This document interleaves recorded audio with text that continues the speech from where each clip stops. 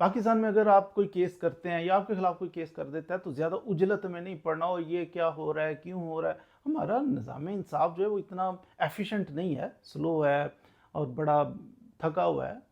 पता नहीं 136 नंबर पे है, अगर लिस्ट निकाली जाए ना जस्टिस सिस्टम की, तो उसके अंदर हम सारे ज़िम्मेदार हैं, वकला भी ज़िम्मेदार हैं, अवाम हमारी नौसरबाजियाँ करती है, पुलिस वाले तफ्तीश में कमियाँ कोताहियाँ करते हैं, जजेस हमारे स्लो मोशन में लगे होते हैं।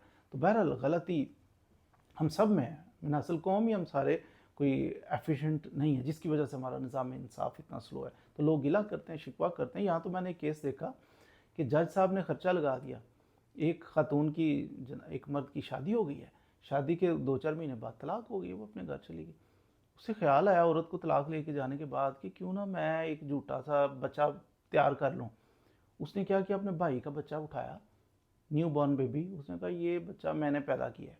जाकर डॉक्टर के पास उसने जनाब झूठी पर्चियाँ शर्चियाँ भी बना दी, बच्चा पैदा हो गया फलां तरीक को, अच्छा जी तो ये उसका बच्चा है। उसने खर्चे का दावा किया, इस बच्चे को खर्चा उससे, जो मेरा साहब का शोर है, उससे दिलाया है। वो शोर कहेगा ये झूठ बोल रही है, ये बच्चा तो हमारा नहीं था, ये प्रेग्नेंट भी नहीं थी, कुछ भी ऐसा नहीं है, ये झूठा इसने तैयार किया, इसके भाई का बच्चा है।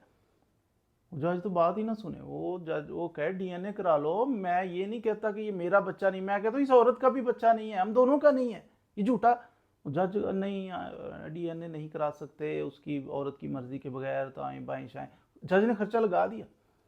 वो नौजवान आज भी कई साल हो गए, आज भी वो खर्चा दे रहा है, जो उसका बच्चा ही नहीं था उसका खर्चा उसको लगा दिया हुआ है। तो ये हमारा जस्टिस सिस्टम है, इसमें आपने ज़्यादा ना वो परेशान नहीं होना, ज़्यादा उजलत से काम लेने की कोशिश नहीं की, क्या हो रहा है, क्यों हो रहा है, ऐसा ही होगा।